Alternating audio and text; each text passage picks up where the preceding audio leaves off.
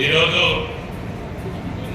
తెలంగాణ ప్రజాపాలన దినోత్సవ సందర్భంలో మనం జరుపుకుంటామన్న ఈ కార్యక్రమం భాగంలో సెప్టెంబర్ 17 ఈ దినాన్ని మనం పురస్కరించుకొని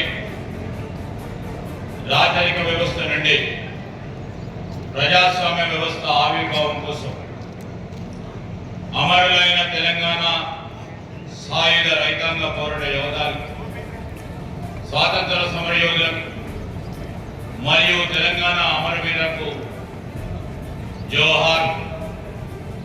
సెప్టెంబర్ 17 తెలంగాణ చరిత్రలో కీలకమైన రోజు. తెలంగాణ ప్రాంతం భారత యూనియన్లో విలీనమై నేటికి 77 సంవత్సరాలు పూర్తి చేసుకొని 78వ సంవత్సరంలోకి అడుగు పెడతామన్న శుభ సందర్భంగా ఈరోజు ఇక్కడ హాజరైన ప్రజాప్రతినిధులు, గౌరవ శాసనసభ్యులు, జిల్లా న్యాయమూర్తులు, అధికారులు, అనధికారులు, పాత్రికేయులు, ఉద్యమకారులకి, కళాకారులకి, కార్మిక, కర్షక, విద్యార్థిని, విద్యార్థులకు, జిల్లా ప్రజలందరికీ శుభాకాంక్షలు.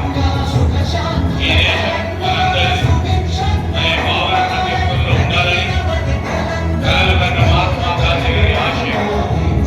సుభాష్ చంద్రబోస్, సర్దార్ వల్లభాయ్ పటేల్, జవహర్లాల్ నెహ్రూ గారి నాయకత్వం, ప్రజల సుదీర్ఘ పోరాటంతో స్వాతంత్ర భారతదేశం ఏర్పాటైంది.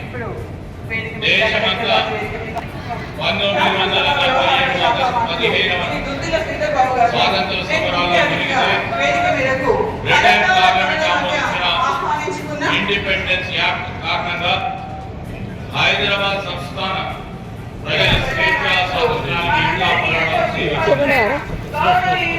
ఇండియా ఇండిపెండెన్స్ యాక్ట్ ప్రకారం హైదరాబాద్ సంస్థానం స్వాతంత్రంగా ఉంటుందని నైజాం రాజు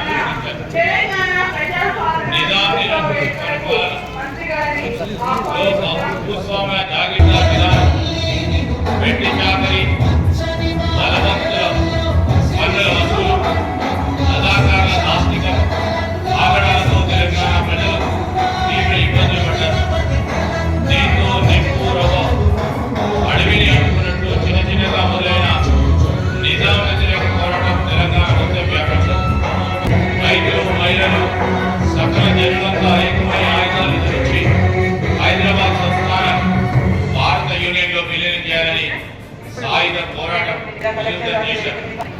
హైదరాబాద్ రాష్ట్రంలో ప్రజలపై నమ్మకాలు, జమీందారు దాడులు పెరుగుతున్నాయని గ్రహించిన అప్పటి ప్రధానమంత్రి పండిత్ జవహర్లాల్ నెహ్రూ గారు మరియు హోంమంత్రి శ్రీ సర్దార్ వల్లభాయ్ పటేల్ గారు హైదరాబాద్ సంస్థానాన్ని భారతదేశంలో విలీనం చేయాలని నిజాంకి రాయబారం పంపారు.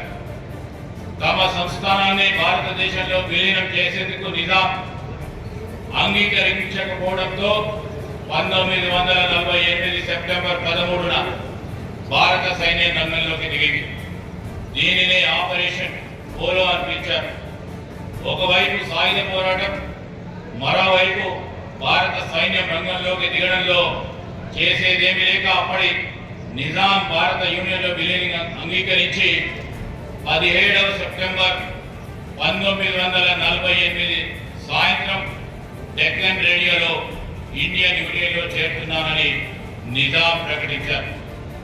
అదే సమయంలో భాషా ప్రయుక్త రాష్ట్రాలు ఏర్పాటు, ఆంధ్రప్రదేశ్ పేరుతో తెలంగాణ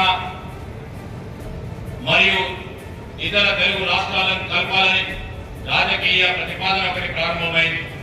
ఇక్కడ జరిగిన భాషా ఉద్యమాలు, రాజకీయ ఉద్యమాలు, ప్రజా ఆకాంక్ష మేరకు ఆంధ్ర రాష్ట్రం, హైదరాబాద్ రాష్ట్రాలను కలిపి ఆంధ్రప్రదేశ్ను ఏర్పాటు చేసింది.